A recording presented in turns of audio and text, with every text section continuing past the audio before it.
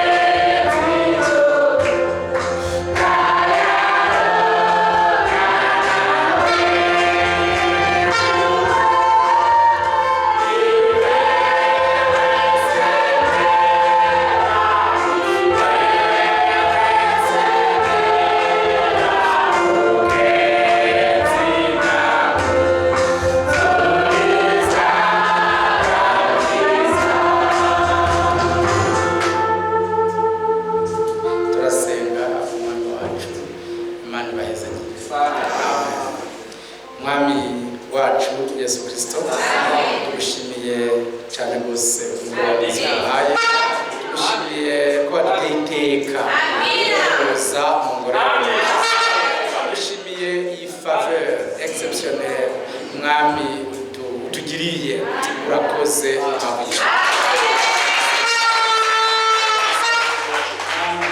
kuko wagendereye abatwitanye natwe abariko tugendeye, waje mu mbabazi zawe Seigneur Jésus, maze uharira Adamu na Eva bacumuye muri Edeni, bari gusa urabambika, urabagira intama, urabakiza mwami, uko niko wanaravye wa musuma ku musaraba, murabana imbabazi maze agakiza ari endinye yarabereye, ariko Seigneur natwe tuje tutabereye yawe, turabana imbabazi zawe, turabane ubuntu bwawe, tubabarire twese amaraso washeshe ku bwacu aba ariyo atweza, uhezagire mukiza umwe kuri umwe twese tugenderere umugisha utagabanije, twagendereye abigishwa bawe uziwe hejuru ku munsi wa Pentekote, aba ariko natwe utugenderere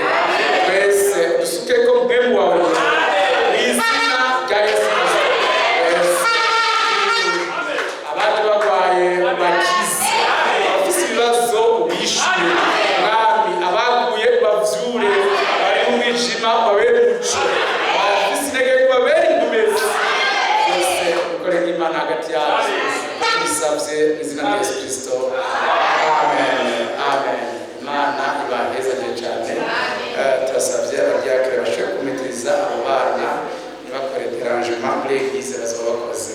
Imana ibamugisha mwinshi cyane, mwese muzingurure Bibiliya zanyu tuhagaze, dusome muri Évangile selon Jean chapitre 4, Évangile selon Jean, Yohana igice cya 4, Évangile selon Jean chapitre 4, turasoma verset 31 jusqu'au verset 34, turasoma mu izina rya Yesu Kristo.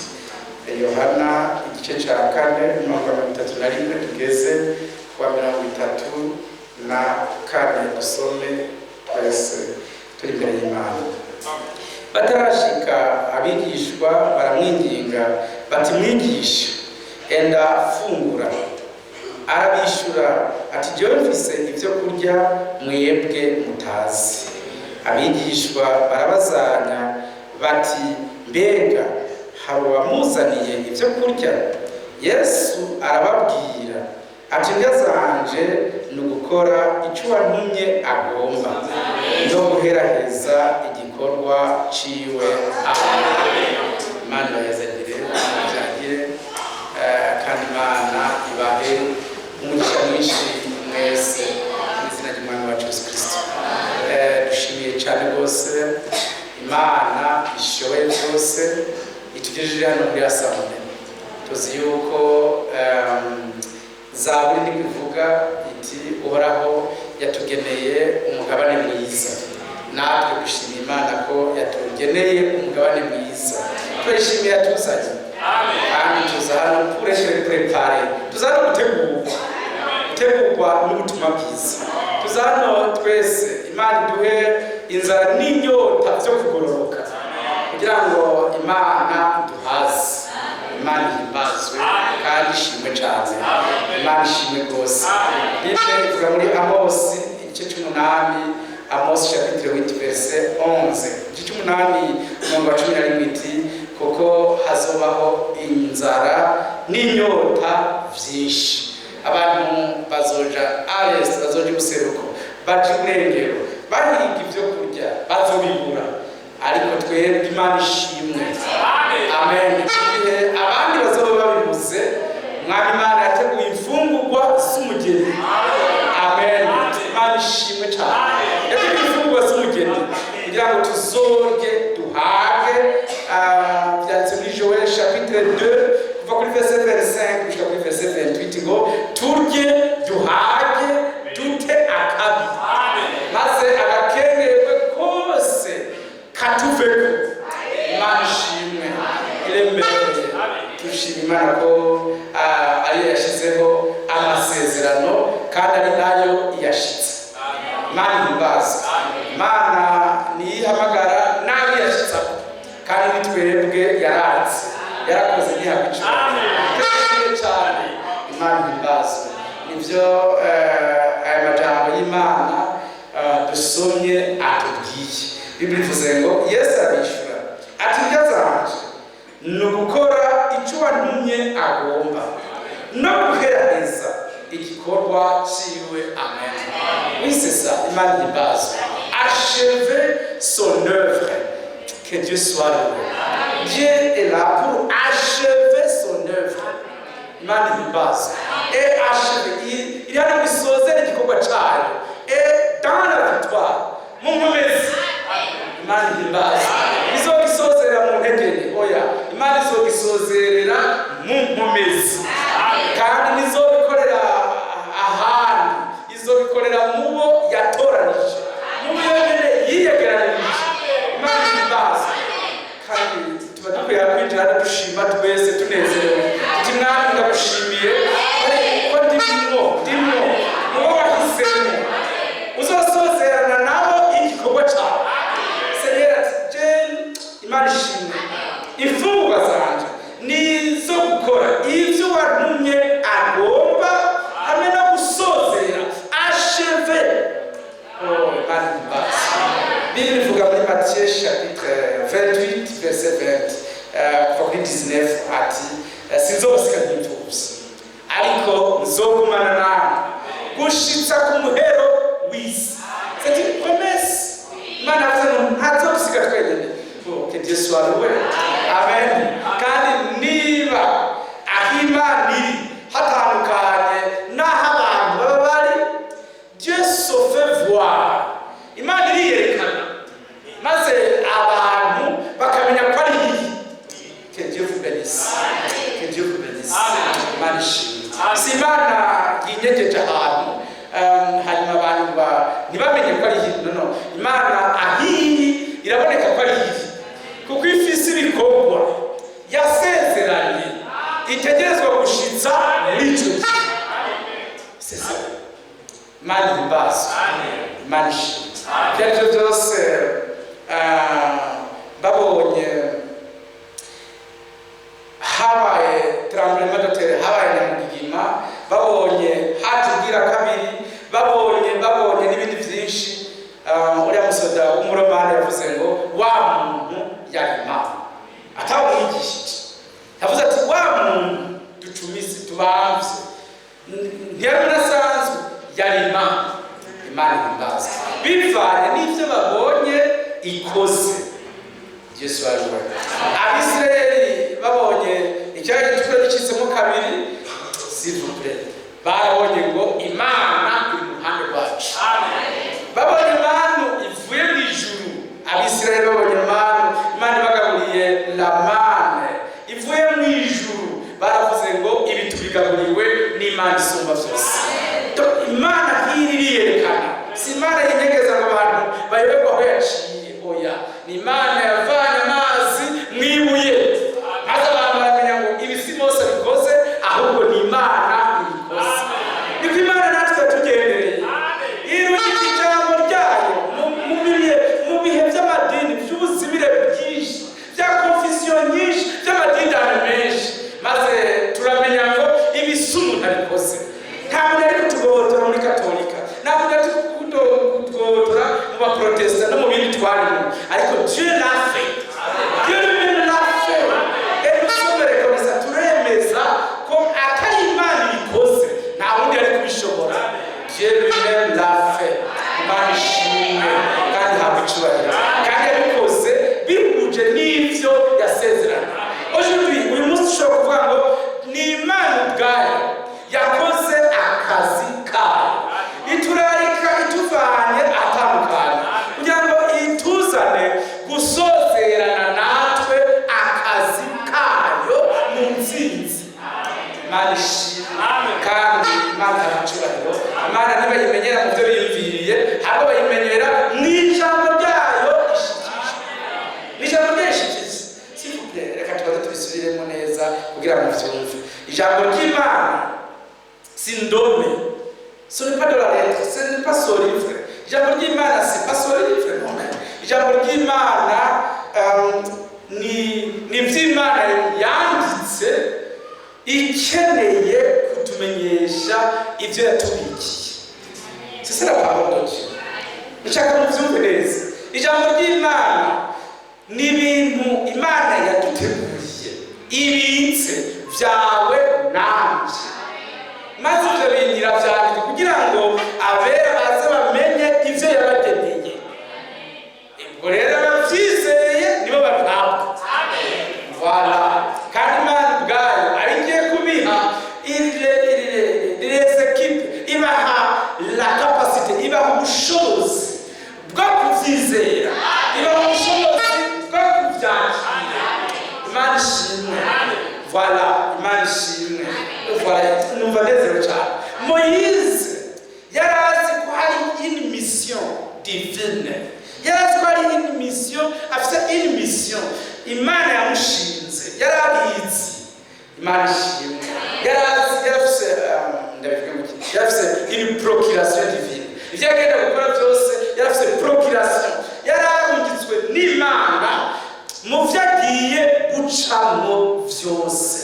Ico gituma atatinya imbere y'icyaha gitukura, atatinya imbere ya Farawo, atatinya imbere y'intambara, ahubwo yarazi ko il est mandaté par Dieu. That's why mandaté. That's why il est soutenu. Imana yamubwiye ikamuha n'amapreuve, ikamuha des preuves tangibles, ibimenyamenya bifatika biboneka. Iyo Mana yarazi ko iri kumwe nawe. Voilà, Imana ishimwe. Ubwo niko abafere umwami yababwiye bari ku musozi ati genda mugitangira imbere mube murambuka. Bageze hagati mu kiyaga, ubwato butangura kuzura amazi, umuyaga utangura kubatera ubabuza gusoza. Mais s'il vous plaît frère, bari bafise Imana yabarungitse, yasigaye hari inyuma, baratabaza. Mais Dieu, Jésus-Christ lui-même ubwiwe araza. Amen. Arakwambika ikiyaga, arakwambika umuyaga. Imana ishimwe. Bagenda batuje batekanye kuko Imana yabarungitse. Niyo yari yabarungitse.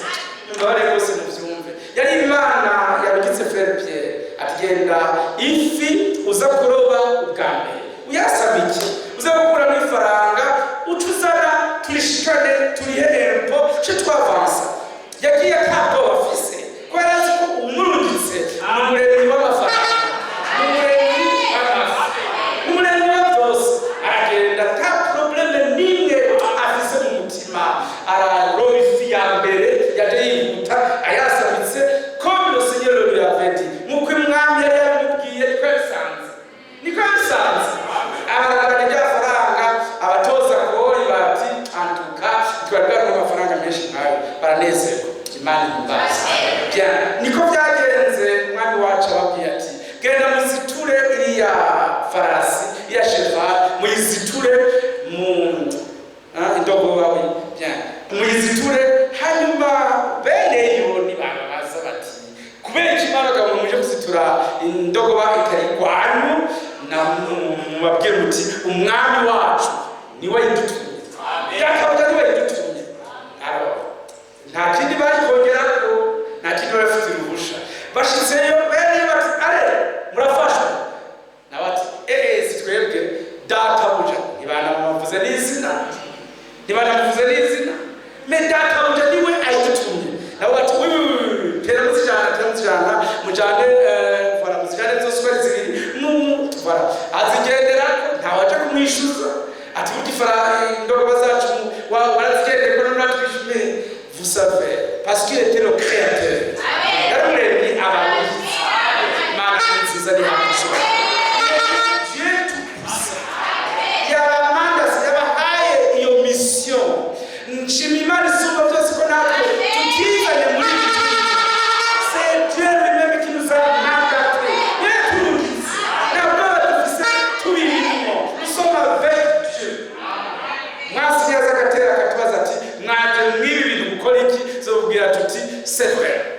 umwami wacu kitaveki yagutsinze igorogota niwe yatuzanye muri ibi dufite ubwoba bwo gukora ibyo yadutumye gukora nubwo turi muri monde péché turi mu isi y'abanyabyaha nous sommes engagés par Dieu nous sommes soutenus dushigikiwe n'Imana isumba byose niduherekeje urugendo rwacu iri kumwe natwe turazi et nous avons les preuves dufite ibyemezo by'Imana yaduhaye ko yarungitse son prophète irungikana son serviteur fidèle pour nous témoigner kugira ngo badusigurire badutahuze ivy'Imana yatugeneye mu gihe cyacu mu ijambo ryayo. Imana ibaze turi mu byo turi mu bintu umuntu w'umutekamutwe yavuze abantu yegeranije turi abantu begeranijwe n'ishyirahamwe kanaka kugira ngo tuze mu bintu gutyo tuzokwaduke tubivamo ibindi tuje mu bindi nabyo turabe tuje muri no frère nous avons la certitude dufise ibyemezo bizima by'Imana yadushimiza kuko iri n'ijambo ry'isezerano Imana yadushikije ko byari byanditswe kuri twebwe ngo nzobarungikira Eliya kandi Imana yaramurungitse abo yamurungikiye ni twebwe. Amen. Imana ishimwe. Que Dieu vous bénisse. Azoyiza imbere ari n'ubushobozi bwa Eliya kugira ngo ategure inzira yiwe neza ayitegurira Imana ubwoko buroranye turi mu bintu tuzobamo atari ku bwacu me bw'Imana isumba byose ntabwo badufise tuzotegurwa neza ntabwo badufise Yesu azogaruka twakwije ibisabwa byose turi muri ino nzira n'ubwoba turi muri ino nzira n'ukwizera n'aho amahanga yose yaguka ngo turwanye n'aho abadayimoni bose bova ikuzimu uko batashoboye kubuza umwami wanjye kuzuka kubuza umwami wanjye kuduga mu ijuru niko batazoshobora kumbuza gutegurwa n'ijambo Imana kiri n'ejo ibyo byose Dieu ati dufatiye umutima wacu uraremye udufatiye ku vy'Imana yatuvuze ko kandi izobishitsa kirahari esa regla fe Imana yarabivuze biba birangiye niyatubwira ati genda muce mwariye ruhome twocayo ari ibivuze izotanga n'uburyo bwose izotanga n'ubushobozi bwose hanyuma duce tugenda nivuga tuzamugorera tese izotanga ibyangombwa byose iduha ibikoresho byose hanyuma tuzamuka ivuze ngo duce mu kiyaga nous allons y passer nta problème nimwe bivuze abari babivuze gusa bibe bitwanditse ko mu ijambo ry'isezerano ça règle la question biba biheze abafrère il faut babe sûr ko ari Imana yabivuze ça règle c'est une affaire no kuvuga asubiyemo kugira ngo muvyumve neza tuba turabani hawe. Voilà. Que Dieu vous bénisse. Dieu vous bénisse. Imana bamugisha donc niturabantu bazorinda ivy'Imana ifuruguse hanyuma ngo igire ibintu ikoze tubicemo hama tuyirindire ibanze bikore oya ikibivuga yari biduhaye kivuga yari biduhaye Isaha yarateze tubona l'authenticité de la chose Isaha yarateze tubona ko vya bintu Imana yari itubikiye bitugezeko. Est-ce que vous avez compris? Muravyumva neza umvasiyemo donc kuvuga ngo Isaha igeze yayo yabishingiye ivyo yambikiye irabimpa. Amen. Ibindi ntarahabwa ni Isaha yazitaragera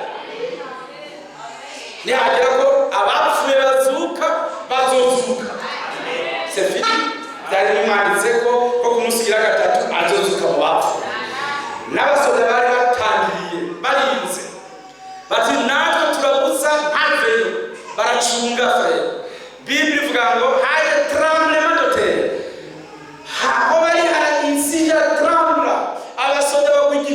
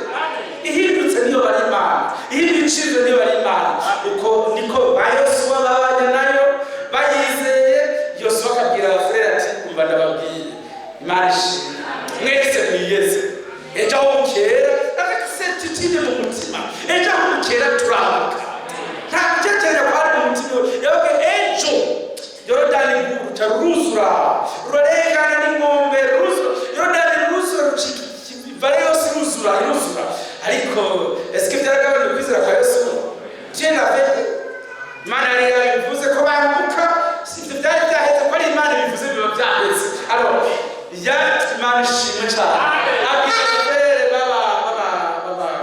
baba rero yati mwese muheke isanduku gisezerano mushire ku bitugu vy'ibubamfu ale mushoke mugende mwite nimuze kugira ubwoba ni Imana yabivuze muze gushoka mwite mushoka mwite muhonoza ibirenge byanyu ale mubazi nabo frere bati Yosuwa kwebwe n'Imana natwe turabikora baragiye frere bahita bashokayo atagoba ubwo ni ibirenge byabo bishikaye iyi Yorodani rwacitsemo kabiri isi iratuga maze Abisirayeli bambuka humutse hameze neza Imana ishimwe ko Imana yari yabivuze Imana yarabikoze amen Biblia ivuga ngo amen atwikorera imitwaro uko bukeye uko bwije Imana ishimwe amen Dieu vous bénisse Imana uko yaranze Abisirayeli ngo batangure kuva muri Egiputa baje Kanaani niko yaturanze natwe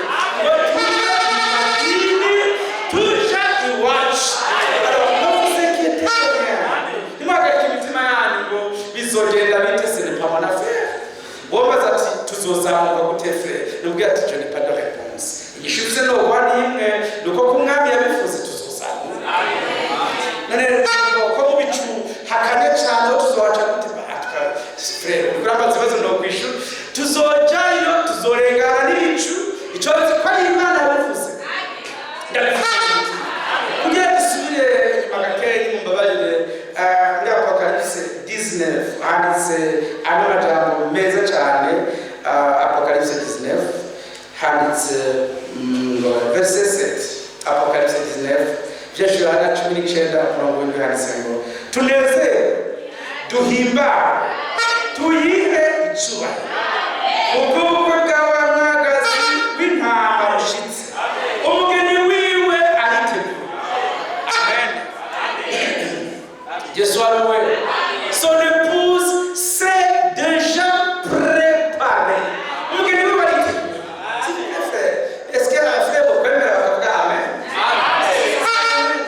Jésus-Christ ne peut pas venir ntashobora kugaruka umugeni wiwe ataraheza kwitegura c'est possible Acte chapitre 3 ivyagise n'igice cya gatatu verset 21 handitse amajambo meza cyane hati Acte 3 21 ivyagise n'igice cya gatatu umurongo wa 21 aranditse ngo ariko ijuru rikwiye kumwakira gushitsa ku bihe byo gusubira guhindura ibintu byose bisha nk'uko Imana yavuze mu kanwa k'abera bayo yavugisha bose uhereye ubwa mbere na mbere amen kiswaruwe mwami nahimbazwe ijuru rikwiriye kubanza kumugumya le ciel doit le retenir rimugumye gushikaho tous nos ennemis abanzi bacu bose bacika qui soit sous nos pieds bacika indava z'ibirenge byacu ijuru rikwiye kubanza kumugumya c'est ça jusqu'à ce que l'épouse soit complètement préparée gushikaho umugeni wese yasozereye vyose akwije ibyangombwa vyose maze umwami azoheza se atore aramwiteze amen que Dieu soit loué Imana ishimwe azoza gutora abamwiteze Imana ni abucubahiro atore abanezererwa guseruka kwiwe kiswaruwe amen kandi biteguye kiswaruwe ababiteguye Matthieu chapitre 25 verset 10 abiteguye binjira nawe mu bukwe Imana imbaza Hébreux chapitre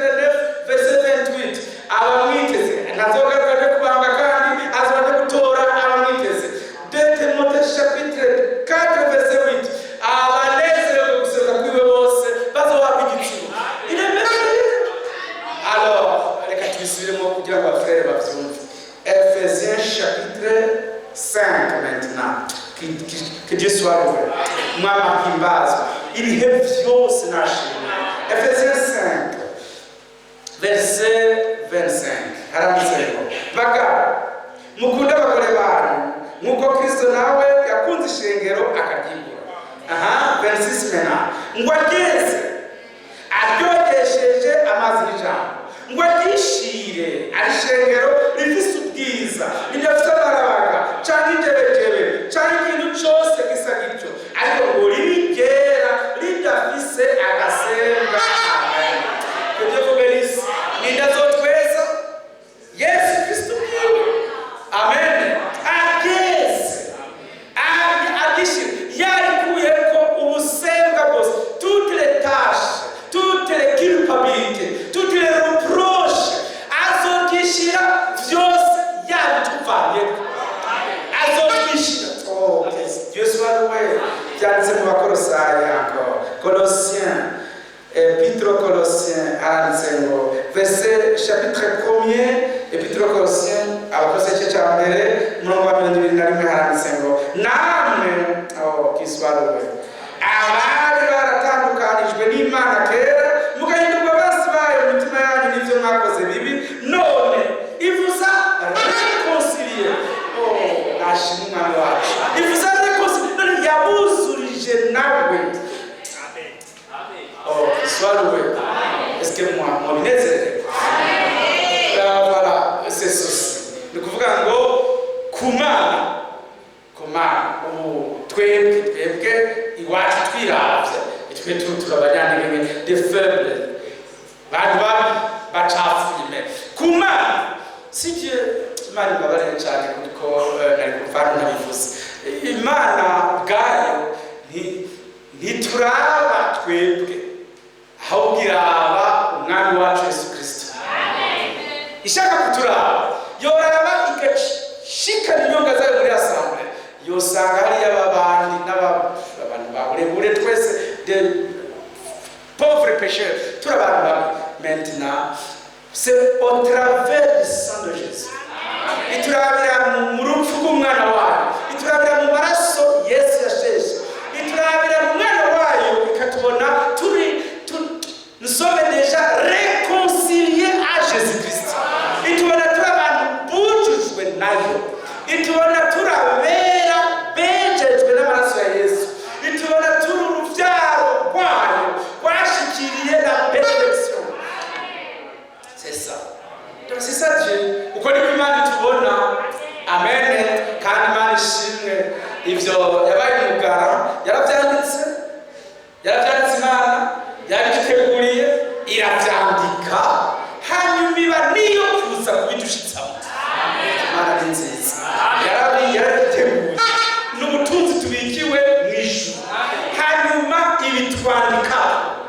Amen.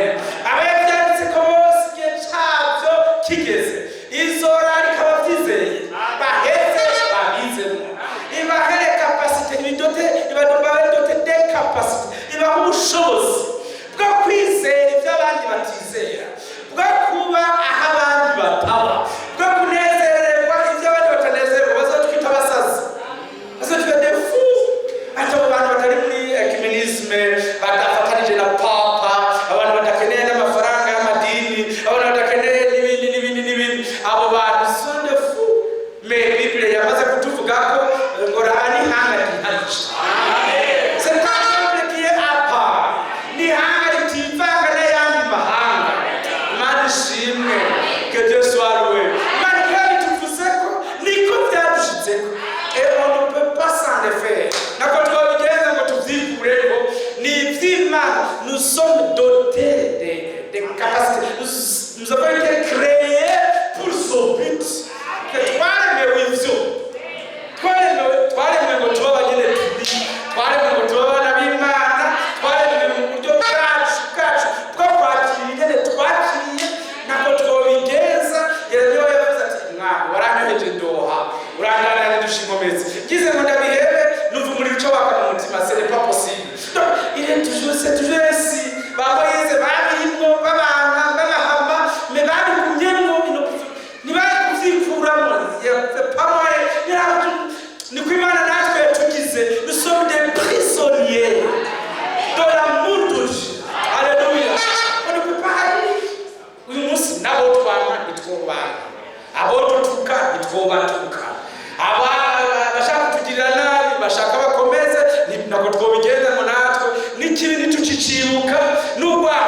tukwibuka n'ishari tukibyibuka n'iwaryo ntituzosubirayo safini twaremwe tube uko nyine ntabwo twobigenza.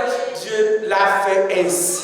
Ibyatumye Kristo Yesu ahabwa nibyo yadushikanyemo. Ubutunzi bwiwe yarondereye igorogota niwo mugabane wacu, nibyo yadushize mu mitima. Amen. Imana ihimbaza. N'imibiri yacu, imibiri yacu sont les temples du Saint-Esprit. Ni ingoro za Mpwemu Yera. Ntabwo ari ingoro y'ikibi, ni ingoro ya Mpwemu Yera. Musomesi ntabwo twobigenza. Bazotwanka hama tubakunda, kuko iby'iwacu ni ugukunda. Bazotuvuma tubaheza, bazotuvuga nabi tubavuge neza, bazoduhinyura tubemere. Musomesi uko Abeli yari yararemwe byari bitandukanye nuko Kayini yaremwe. Kayini wewe yari uwo kwica, me Abeli yari uwo guhezagira.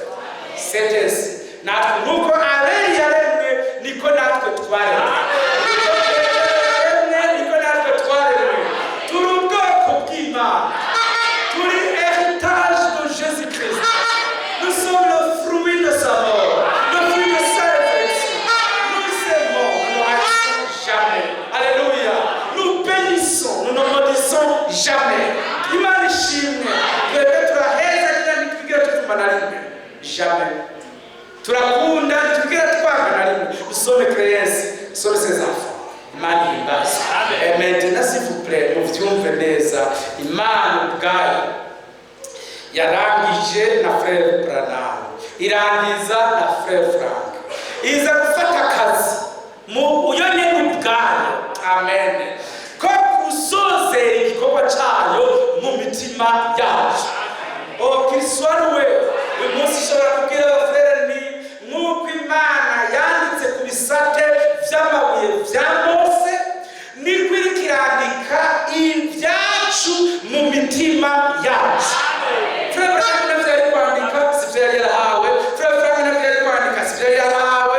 Imana bwite yafashe décision yo kuza kwandika un amour qui ne s'efface jamais dans nos cœurs. Urukundo rutigera rufutwa mu mitima yacu. Amahoro atozimangana mu ntambara no mu byago no mu ndwara no mu ngorane zose. Une paix ineffable, qui ne peut pas être effacée. Amahoro atozimangana. Imana ishimwe. Ivyo Imana iriko iravyikorera ubwayo, iriko irasozera akazi kayo dans les élus mu mitima y'abatoranijwe.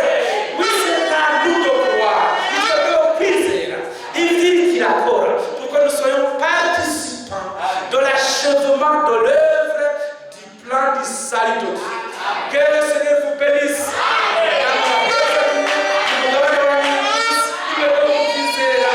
Que Dieu soit avec vous. Jusqu'à nous revoir. Que Dieu vous bénisse. Turirimbe akaririmbo keza cyane kabiri muri kantike, maze dushimire Imana yacu ku byiza byose yadukoreye. Nishobora kugira ikikoze tutarimo.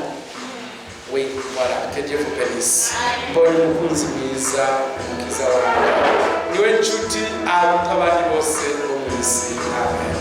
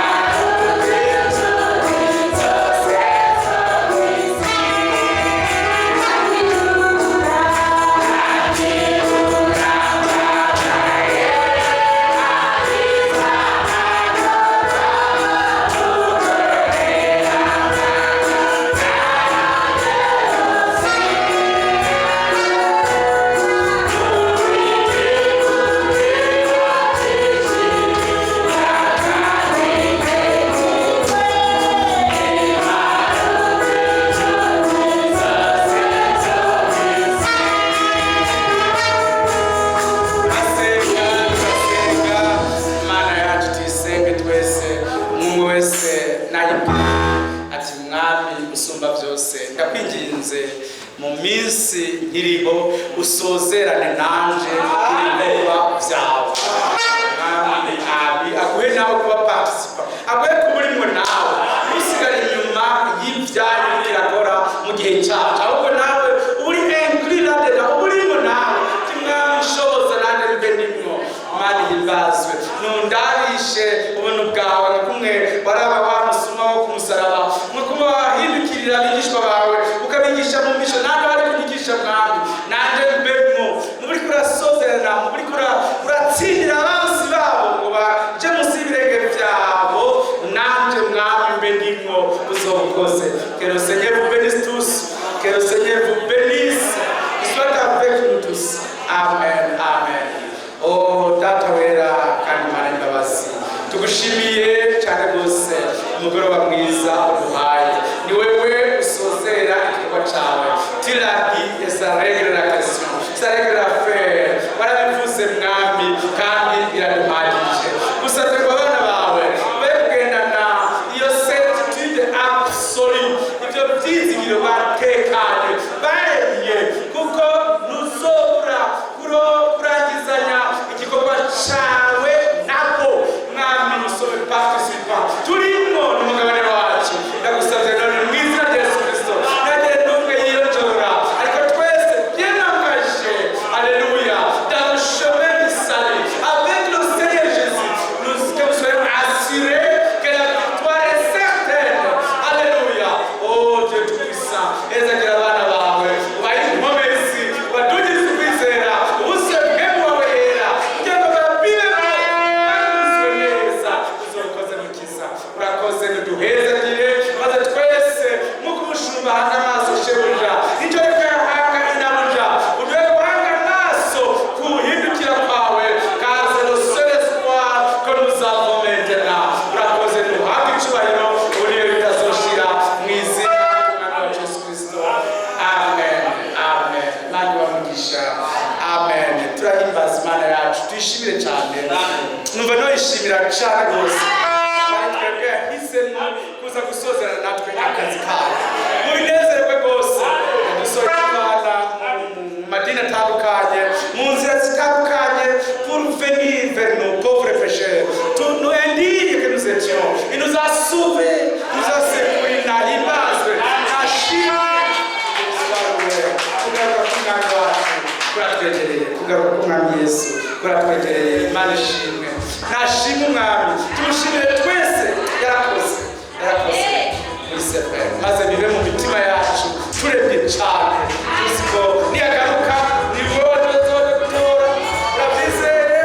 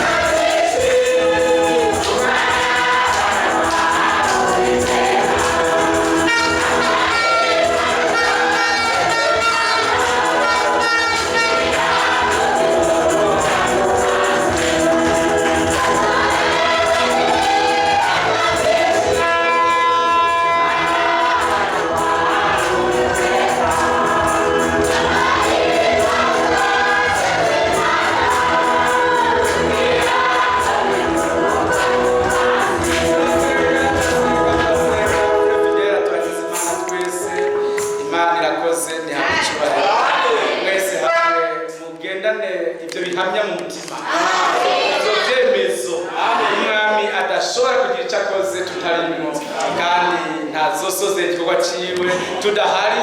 Kandi Imana ishimwe, ni twebwe yararitse, ni twebwe bene vyo, ni twebwe niyarema amazi na yacu, niyarema manu ni gwacu, niba rizamurwa ni ryacu, niba ari kuzuka mu bapfuye ni vyacu, ari gukira ingwara ni vyacu. Haleluya! ari ni vyacu, ari umugabane w'abatoranijwe ni wacu, kandi tuzi umuhezagiro ni wawe.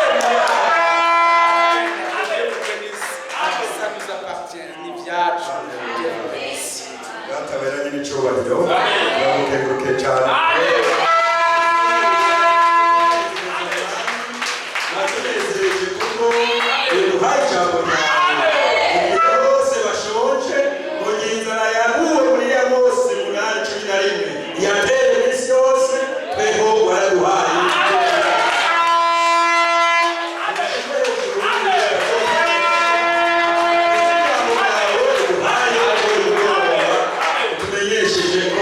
Ibyo tuze byose ari kwacu. Turi kurasozera akazi kawe ugasozerera muri twebwe. Ntacyo wokora tutarimo. Uza gutora umugeni tutiteguye. Nta na gato mwami ariko ugiye kuza twiteguye tukwiteguye. Umugezagire neza tuciyemo kugira ngo amajambo tuyahawe. Baragaza umutima neza umubiri zibe kuri we.